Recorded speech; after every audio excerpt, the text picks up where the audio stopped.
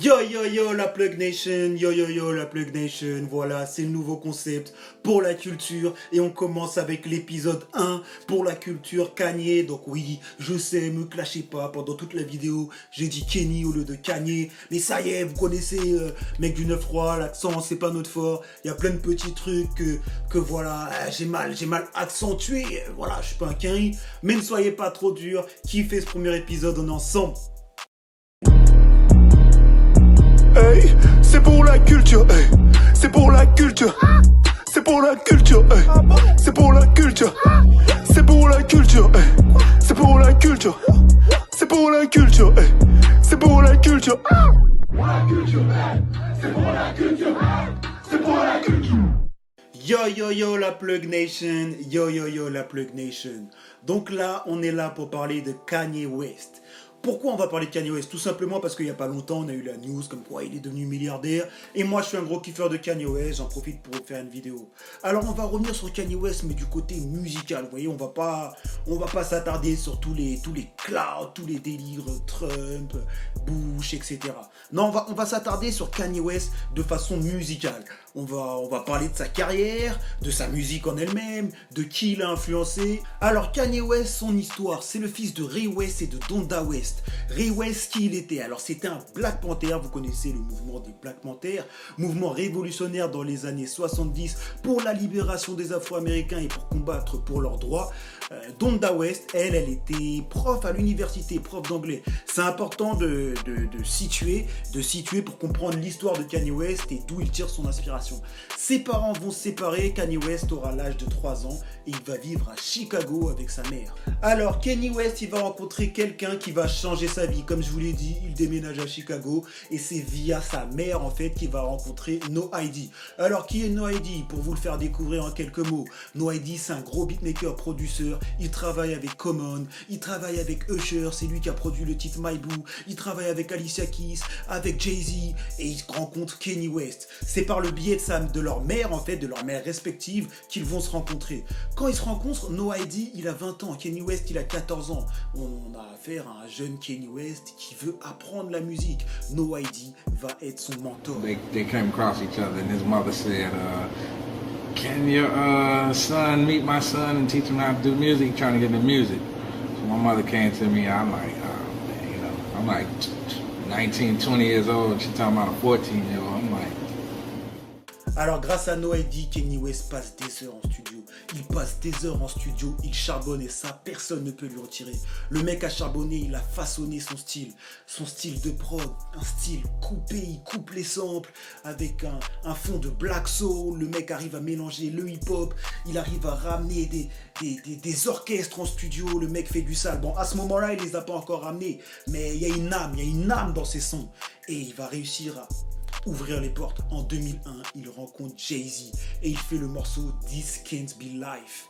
Après ça, Jay-Z va commencer à lui accorder sa confiance et c'est dans l'album classique de Jay-Z, The Blueprint, que Kanye West va produire 4 morceaux.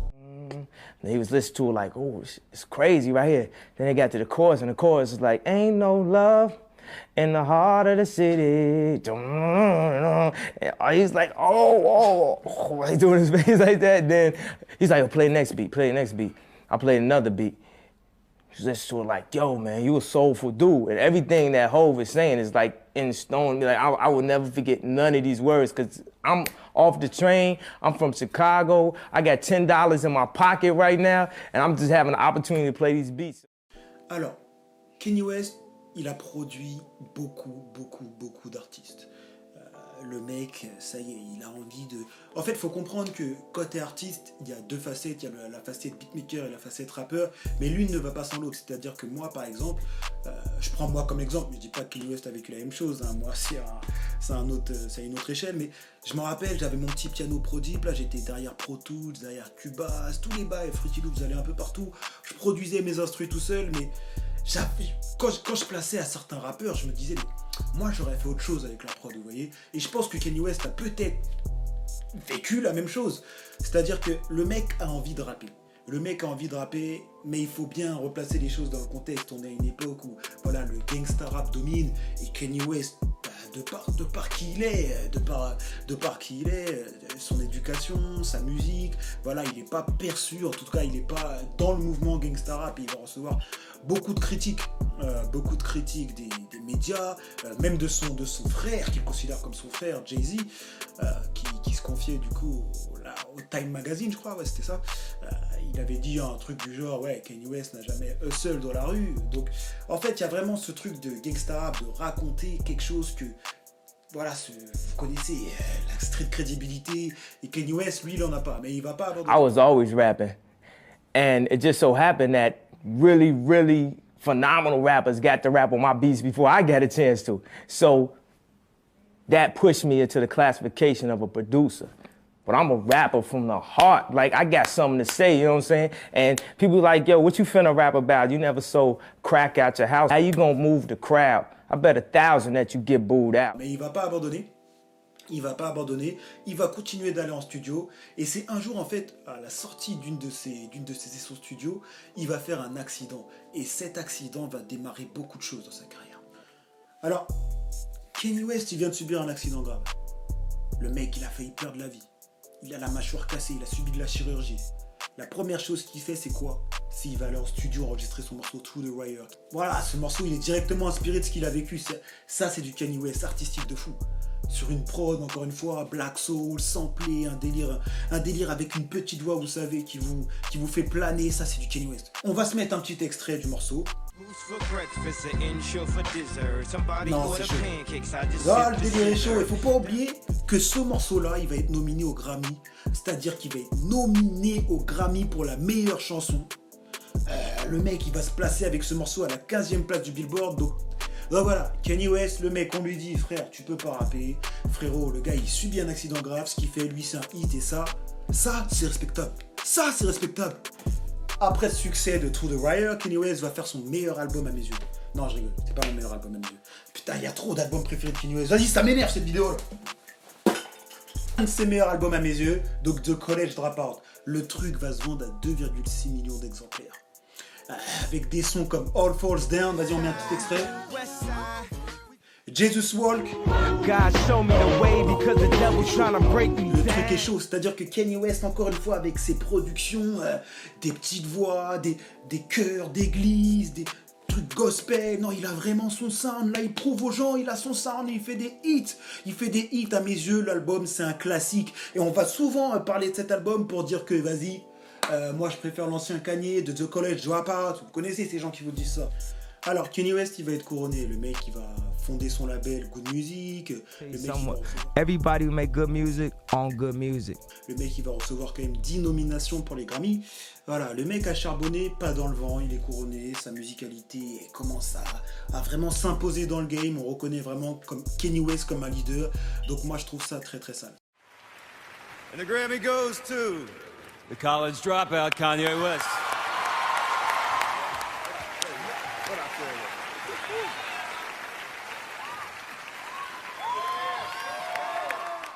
Alors voilà, l'année d'après, Kanye West, il va sortir un gros album qui, encore une fois, aura son impact et qui va connaître un succès commercial. Je parle de Late Registration qui va se vendre à plus de 906 000 exemplaires. Kanye West, avec ce projet, encore une fois, il vous prouve qu'avec son propre style, il arrive à s'imposer et avoir des succès commerciaux. Je pense au titre Diamonds for Sierra Leone qui a été repris du générique de James Bond. Je pense aussi au morceau Gold Digger qui a été une reprise d'un des morceaux de Ray Charles. Et comme par hasard, il y a Jamie Foxx qui est en featuring. On se rappelle que Jamie Foxx a joué pour le film Ray Charles. Donc Kanye West s'impose encore une fois avec des morceaux d'une qualité. Je pense aussi à Touch the Sky. Late Registration va être un des gros albums de Kanye West. Kanye West. Alors là, on est dans une ère où voilà, il y a le gangsta rap et il y a Kanye West. Kanye West va sortir son album Graduation en 2007 et il va se frotter à 50 Cent dans une bataille médiatique. 50 Cent, on va le présenter. Le mec a déjà sorti 2 albums classiques. Donc le mec a sorti Get Rich or Die Trying, The Massacre. Il a des hits de fou, In Da Club, Window Shopper, 21 Questions. Voilà, le mec est prêt pour les clashs. Il y a juste à voir avec Ja Rule. Le mec éteint des carrières. Le mec est un putain de gangsta rappeur de New York. Il va se frotter à Kanye West. 50 Cent va même aller voir les médias, il va dire écoutez, si Kanye West vend plus que moi, j'arrête le rap. Et c'est ce qui va se passer. Il va pas arrêter le rap, mais Kanye West va vendre plus que lui. 957 000 albums vendus pour Graduation et 50 Cent était aux alentours de 600 000 avec son album Curtis. Voilà, c'était Graduation versus Curtis. Kanye West va quand même sortir un de ses plus gros albums, la Graduation. Tout à l'heure, je disais que la Illustration, c'était mon album préféré. En fait, comme dirait Booba, mon album préféré, je sais plus c'est lequel. Kanye West, je pense que cette parole, il se l'était dit avant lui. Graduation, il va marquer son époque. Il va sortir des sons comme Stronger, comme Flashing Light, Can't Tell Me Nothing, Big Brother. Franchement, c'est rempli de hits cet album, surtout que le mec, comme je vous l'ai dit, il a payé un orchestre à 2 millions de dollars. Donc le mec va vraiment investir sur cet album en termes de qualité. Il va ouvrir des barrières, il va travailler avec des mecs comme Elton John, il va sampler Daft Punk, donc ce qui va être fait plus tard dans le game avec The Weeknd. Le mec va vraiment faire un truc de qualité. Dans Big Brother, il va parler d'ailleurs de sa relation avec No ID. Cet album est considéré comme un classique de Kanye West. Alors voilà, là on est en 2007 et Kanye West va subir un choc émotionnel. Il va perdre sa mère. Donc voilà, je vous apprends rien, la perte d'un être cher, c'est toujours quelque chose de dur à accepter, de dur à passer outre. Et voilà, Kanye West, il va perdre sa mère. Pour rappel, il était super proche d'elle, c'est elle qui l'a mis dans la musique, c'est elle qui lui a présenté No ID, sans elle, tout ça ne serait pas arrivé. Donc c'est chaud quand même. Kanye West va s'éclipser pendant 12 mois, il va faire un album classique, 808 and Heartbreak. De par ce qu'il a vécu, l'album va être bresson, ça va être vraiment un album bresson dans lequel Kanye West va chanter, il va chanter de A à Z, c'est-à-dire qu'il va utiliser l'autotune, je vous rappelle, on est en 2008, T-Pain, etc. Donc Kanye West va prendre des risques et il va être beaucoup critiqué pour ça parce que juste avant il avait fait son album Graduation. Moi personnellement j'ai adoré l'album, je me rappelle, pour moi c'était une révolution l'album avec des prods incroyables, des effets sur toutes les prods, le mec il arrivait, il pitchait les tomes, il faisait des reverbs incroyables, non, c'était chaud. Et je me rappelle, le premier extrait c'était Love Lockdown, je crois, Love Lockdown. Le gars il est arrivé habillé tout en blanc dans un clip space chelou.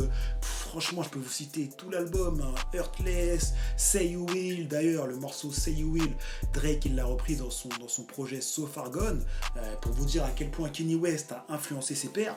Donc voilà, Robocop, Paranoid, Pinocchio, l'album il était chaud, Kanye West a encore une fois pris des risques et c'est ce qu'on aime chez lui. Kanye West avec 808 and Heartbreak, il va quand même vendre 451 000 en première semaine. Bon, c'est moins que son album Graduation, mais il faut comprendre le truc, il faut replacer le truc. Le mec a sorti un album 12 mois après. Le mec, il est quand même venu avec un sound complètement différent, il a pris des risques. Et moi, je pense que ces risques vont être importants pour la culture. Je pense que c'est un album qui va beaucoup influencer les générations à venir. Il y a juste à voir Drake qui a remixé Say You Will et beaucoup d'autres artistes. I need to light my shit, hold on. Seems like street lights glowing, happen to be just like moments passing. This is my shit, bro. I still owe my cousin the 808s and Heartbreak CD, because I broke his. That came out when I was like 7, 8 years old. And I was singing that shit. I was singing Streetlights really sad. You know how people talk about those time travelers? Kanye is a time traveler. That nigga. Do you feel like Kanye is a rare artist who's gonna manage to stay relevant no matter what age he is, or he's someone who has to retire? You can't retire a creative genius, man. You retire Steve Jobs. We all gonna be. It's just helping me help, Kanye just brought some extra brushes to the painting session. He just brought some more colors so we can just complete this masterpiece. So, yeah, I mean, he's a talented dude. Donc voilà, Kanye West, il est dans une phase sombre. En 2009, il y a l'incident avec Taylor Swift au MTV qui fait parler de lui. Vous savez, quand il lui prend le micro et qu'il dit « Beyoncé had one of the best videos of all time !» Of all time. Bon, on a dit qu'on n'allait pas se focus sur ça, mais faut quand même en parler parce qu'en 2010, il va sortir My Dark Beautiful Fantasy. Donc moi, c'est un album que j'ai surkiffé. C'est un album que j'ai surkiffé. Je me rappelle, il a sorti son extrait Power. D'ailleurs, il va qualifier Power d'un de ses plus nuls extraits. C'est lui-même qui le dit.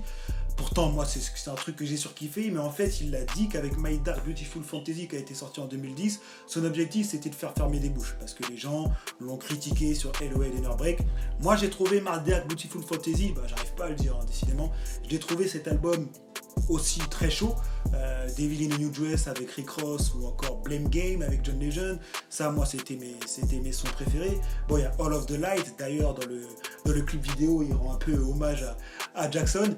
On se rappelle de son film Runaway aussi, Kanye West va outside the box, donc c'est-à-dire qu'il pense en dehors de la boîte. Le mec a fait un mini-film, ceux qui ne l'ont pas vu je vous conseille à tous d'aller le voir, franchement c'était ouf. Il met encore en avant ses talents de producteur en 2010 et l'album va vendre à peu près 491 000 en première semaine, donc ça reste un succès pour Kanye West. Donc voilà, je m'arrête ici pour cette vidéo. En fait, l'objectif, c'était vraiment de se demander est-ce que Kanye West a influencé les futures générations. Donc c'est volontaire si je parle pas des autres albums, mais on va pas oublier que Kanye, il a quand même sorti Watch the Throne avec Jay-Z. Moi, personnellement, ça m'a beaucoup influencé, de par la production, de par les gros titres qu'il y avait, de par l'image qu'ils ont mis. On se rappelle des petites images, on les voyait dans un château en train de produire. Le mec, il a quand même sorti Yeezus. Le mec, il a quand même sorti Kid See Ghost, voilà, Kanye West, sans oublier The Life of Pablo. Voilà, Kanye West a vraiment une discographie patate. D'ailleurs, moi, j'ai fait un petit classement. Donc, en commentaire, dites-moi quel est votre classement à vous. Moi, j'ai mis en premier College Dropout, en deuxième My Dark Beautiful Fantasy, en troisième Graduation, en quatrième LOL and Break, en cinquième Late Registration, en sixième Watch the Throne, septième Life of Pablo, huitième Kid See Ghost, 9e Yeezus et 10e Ye. Dites-moi à vous en commentaire quel est votre classement. C'était Louis A pour la culture. On est ensemble. Cheers.